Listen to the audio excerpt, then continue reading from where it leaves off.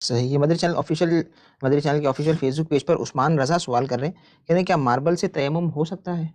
जी हाँ, मार्बल से तयम्मुम हो सकता है, क्योंकि मार्बल जो है वो पत्थर है, तो ज़मीन की जिन्स से जो भी चीज़ होती है तो उससे तयम्मुम हो सकता है। किस चीज़ से हम तयम्मुम नहीं कर सकते? जो चीज़ भी ज़मीन की जिन्स से नहीं है, जैसे आप इसको अगर आसान लफ्ज़ों में समझें तो कई जगहों पर अब जैसे नया चीज़ों का वो हो रहा है कि पीवीसी जो है वो लग जाती हैं, शीटें लग जाती हैं जी, दीवारों के ऊपर, जी। तो अब आप उसके ऊपर जो है वो तयम्मुम नहीं जो है वो कर सकते। और लकड़ी का कोई अगर इस तरह का हाँ, लकड़ी डिज़ाइन की बना जो हुआ वो है तो? डिज़ाइन हो जाते हैं, या फर्श के ऊपर आमतौर पे तो फर्श जो है उसका होता हुँ, है टाइल का या मार्बल का होता है, लेकिन कई जगहों के ऊपर वुडन फ्लोरिंग होती है। तो अब वुडन फ्लोरिंग है, या आजकल हमारे यहाँ और ज़्यादा उसमें देखें तो विनाइल फ्लोरिंग होती है।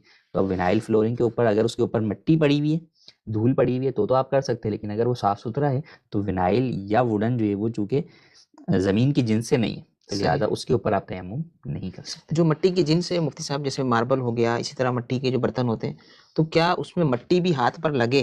क्या ये ज़रूरी नहीं, है या? मिट्टी हाथ पे लगना ज़रूरी नहीं है। सही, जो जो चीज़ बेसिकली मिट्टी की है वो सिर्फ़ टच होना ज़रूरी है आपसे। वो सही, कोई सा भी पत्थर हो, सही। तो उससे हाथ में मिट्टी आना ज़रूरी नहीं। हाँ, जो चीज़ मिट्टी की नहीं है, जैसे ये टेबल है, अब इससे अगर मैं तयम्मुम कर रहा हूँ तो अब चूँकि इससे डायरेक्ट तो तयम्मुम जायज़ नहीं है। लेकिन अगर इसके ऊपर मिट्टी धूल पड़ी हुई है और मैं उस पर हाथ रखता हूँ, मेरे हाथों पे जो मिट्टी धूल लग जाती है, सही। तो अब वो तयम्मुम दुरुस्त हो उससे जाएगा। मुख्तसर अंदाज में ये भी इरशाद फरमा दें कि तयम्मुम कौन और कब कर सकता है?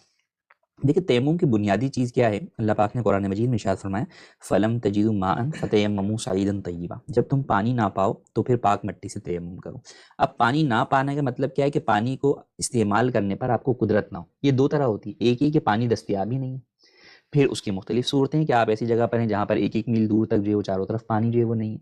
दूसरा ये कि पानी तो मौजूद है, लेकिन आप उसके इस्तेमाल पर कुदरत नहीं रखते। सही, जैसे आजकल शदीद जो है वो सर्दी का जो है वो मौसम है, तो कई जगहों के ऊपर वाक़ई पानी इस कदर ठंडा होता है कि आप उसको इस्तेमाल नहीं कर सकते। करेंगे तो क्या होगा?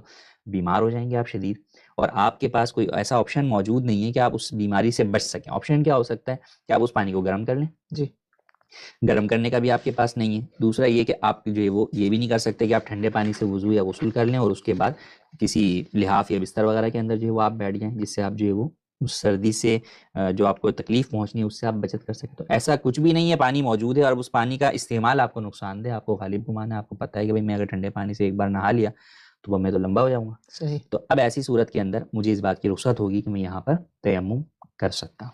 सही, ये उबैद हैं यूट्यूब चैनल पर सवाल कर रहे हैं। ये कह रहे हैं कि प्यारे आका सल्लल्लाहु अलैहि